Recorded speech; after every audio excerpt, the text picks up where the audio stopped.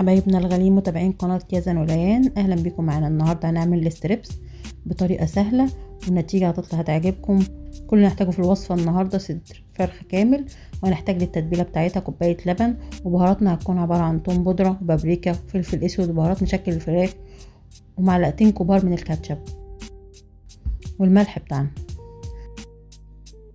هنقطع الفراخ بتاعتنا بطريقه طوليه والسمك يكون تخين شويه زي ما انتوا شايفين كده.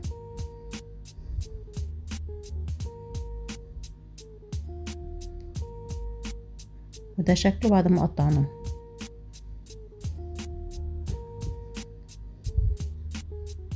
هنجهز التتبيله بتاعتنا، نحط اللبن وعليه البهارات بتاعتنا،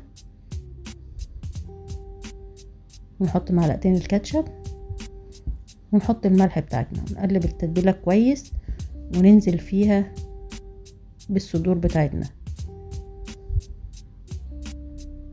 ونقلب في التتبيله كويس جدا لحد ما تتشرب كلها. التتبيله طبعا بتخش التلاجة، يعني اقل حاجه تكون ساعتين. كل ما بتقعد التتبيله اكتر كل ما بناخد نتيجه افضل باذن الله.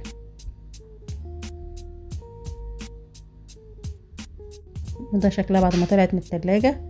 هنقوم نحضر هنا الكفر الخارجي بتاع الستريبس بتاعنا، وده هنحتاج كوبايه ونص دقيق، وعليهم معلقتين كبار من النشا، وعليهم البهارات بتاعتنا نفس اللي حطيناها في التتبيله بنرجع نحطها تاني في الكفر الخارجي، مع اضافه معلقه ممسوحه من البيكنج باودر، والروزميري هنا اختياري بس انا بحب طعمه عليها.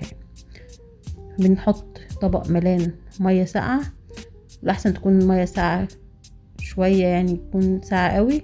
وبنحضر هنا الستريبس بتاعنا، نحطه في الدقيق، نديله كفر اولاني وبعدين ننزل بيه بالميه الساقعه، ونرجع تاني للدقيق ونقلب كويس الدقيق بتاعنا على قطع الستريبس بتاعتنا لحد ما توصل للشكل اللي احنا شايفينه. وده شكل الستريبس بتاعنا بعد ما خرج من الدقيق.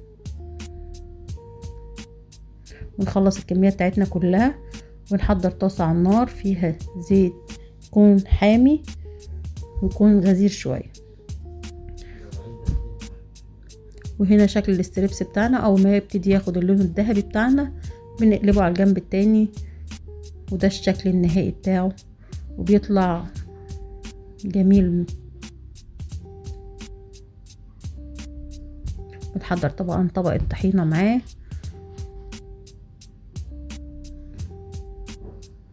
والكفر بتاعنا مش بيفك من عليه، ويبقى شكله طعمه جميل جدا. اتمنى ينال اعجابكم ان شاء الله.